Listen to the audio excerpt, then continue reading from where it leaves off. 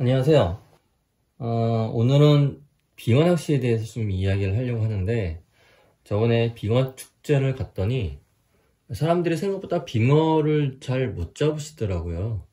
그래서 오늘은 간단하게 일단 빙어 준비물에 대해서 먼저 말씀을 드리려고 합니다. 제가 일단 낚싯대부터 말씀을 드릴게요.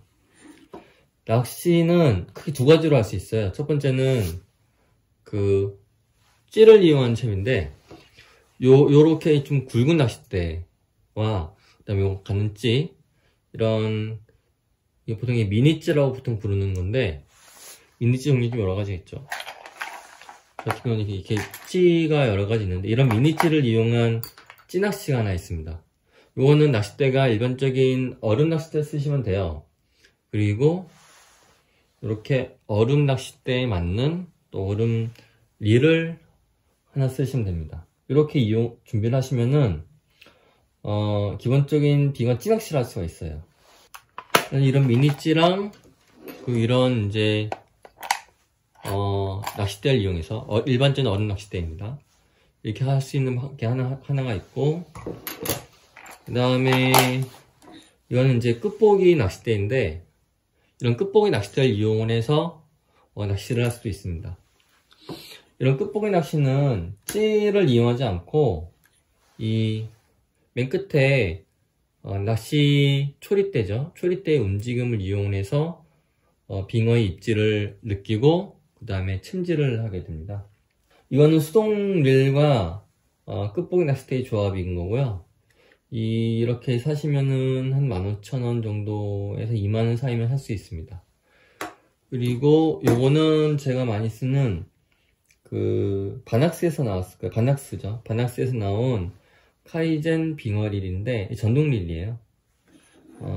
AA 사이즈 이제 2개를 이용을 해서 전동 릴을 구동을 시킨 건데 좋습니다. 가격이 한 65,000원에서 70,000원 정도로 알고 있고요.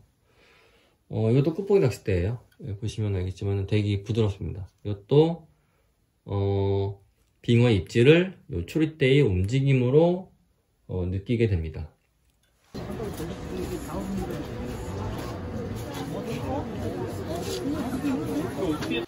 이렇게 준비하시면은 기본적으로 낚싯대와 릴은 준비가 된 겁니다.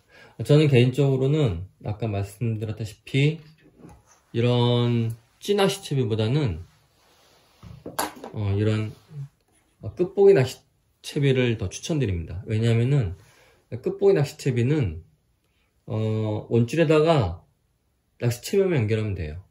그러면 끝인데 요 찌낚채비는 찌를 하나 연결을 시켜야 됩니다. 또 중간에 좀 더 복잡해지죠. 그래서 축제를 할 때 추운데 시간이 좀 걸린 것보다는 간단하게 할 수 있는 이런 채비가 전 좀 더 선호를 하고요. 조가 되게 더 좋습니다. 찌채비보다는 이게 더 제 생각에는 조가 더 좋은 것 같아요. 그 다음에 제가 가지고 있는 게 이 빙어 채비입니다. 처음 하시는 분은 기본적으로는 5번 채비를 쓰시면 돼요. 이 5번 채비를 쓰시면은 이게 너무 길지 않기 때문에 채비 엉키는 게 좀 너무 긴 거 쓰시면은, 예를 들어서 저한테 있는 것 중에 긴 게 이런 게 있거든요. 요 바늘이 14번입니다 14번을 다 쓰려고 갖고 온 건 아니고 반 잘라서 쓸 생각인데, 이런 거 쓰면 엉켜요. 그러면은 낚시하는 시간보다 바늘 푸는 시간이 더 걸립니다. 그래서 처음 쓰시는 분들은 이렇게 5번에서 7번 정도, 요즘 7번이죠.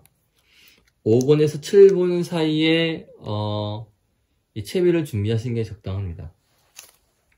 그럼 이 채비와 그 다음에 이 낚싯대를 연결할 수 있는 원줄이 필요한데, 원줄은 기본적으로 저는 3파운드 모노라인을 써요. 합사를 쓸 수도 있고 플루로카본을 쓸 수도 있는데, 겨울에는 합사는 물을 먹기 때문에 좀 불편하고 카본 라인은 코일링 형성이 좀 생깁니다. 더 모노라인을 너무 두껍게 쓰면은 모노라인도 중간에 이제 코일이 좀 생겨서 저 같은 경우는 좀 저렴한 벌크 라인이죠. 요거를 쓰는데 이게 보이시는 0.85에 3파운드입니다. 이 정도만 돼도 입질을 느끼는데 전혀 문제가 없어요. 이게 가격도 얼마 안 비싸요. 이게 되게 싼 라인인데 좋더라고요, 생각보다. 그래서 일단 낚싯대와 라인과 채비가 준비됐으면은 이제 봉돌이 필요합니다. 봉돌이. 이거 같은 경우는 기본적으로 달려있긴 한데 이렇게 안 달려있는 채비들도 이렇게 있죠. 이런 식으로. 그래서 이런 거 쓸 때는 봉돌이 별도로 필요해요.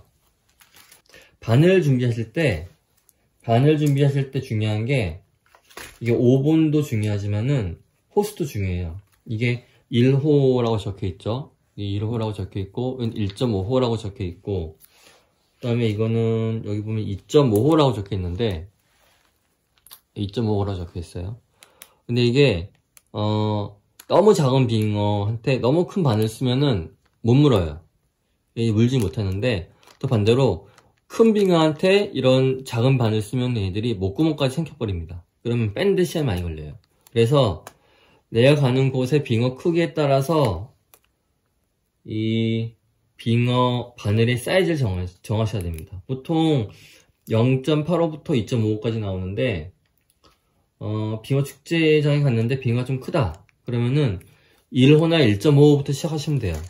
이게 기본이에요. 1호나 1.5 좀 크다 싶으면 1.5 보통이다 싶으면 1호 쓰시면 됩니다. 이러면은 침질이 안 되거나 아니면은 목구멍까지 빙어 바늘이 넘어왔다 이런 경우는 드물 겁니다. 지금 제가 갖고 있는 게 여기 한 5g 정도 되는데 3g에서 5g 정도 되는 봉돌을 쓰시면 됩니다. 그러면은 3파운드 라인이 쫙 펴지는데 아무런 문제가 없고 빙어 입질도 잘 느낄 수가 있어요. 저 같은 경우는 3g에서 5g 사이를 쓰고 있습니다. 너무 가벼우면은 그 깊은 수심층에서 이 채비를 내리는데 오래 걸리고 또 라인이 쫙 펴지질 않아요. 원줄이 쫙 펴지지 않고 지금 코일이 생길 수 있습니다. 너무 무거우면은 이 끝보기 낚시를 할 때 너무 많이 휘어요, 이렇게. 그래서 입질이 잘 오지를 않아요. 그래서 저 같은 경우는 가장 추천하는 무게가 3g 정도 되는 거, 3, 4g 정도 그런 걸 저는 추천을 하고 있습니다. 가장 기본적인 채비입니다. 낚싯대, 그 다음에 원줄, 그리고 바늘 채비, 빙어 바늘 채비, 그리고 봉돌. 요게 가장 기본적인 채비인 거고 여기서 부가적으로 필요한 채비들이 좀 있죠. 요 같은 경우는 그 빙어 살림망이에요. 빙어를 잡아다가 통 안에 둬도 되는데 그럴 경우에는 기포기를 돌려줘야지 빙어가 오래 살거든요. 근데 이 같은 경우는 얼음을 뚫고 만든 다음에 이걸 이렇게 내리면 돼요. 이렇게 내리면은 물이 이렇게 잠겨있기 때문에 빙어들이 이 안에 있으면서 계속 살 수가 있습니다. 이런 게 있고 반대로 물낚시 같은 거 할 때는 저걸 쓸 수 없기 때문에 이런 거 이게 이제 그냥 다이소에서 산 통인데 이런 거 쓰시면 돼요. 이런 거 쓸 때는 물을 자주 갈아 주시거나 아니면은 기포기 연결해야 됩니다. 요게 기포기입니다. 제가 쓰고 있는 기포기인데 저는 이제 이런 식으로 보시면 알겠지만은 이 보조 배터리를 쓸 수 있게 약간 개조했어요. 네, 이런 기포기를 이용을 하면은 빙어가 아주 오랫동안 살아있기 때문에 만약에 이런 살림통을 이용한다 그러면은 가능한 한 같이 기포기를 준비하시는 게 좋습니다. 얼음 뜰채가 있고요.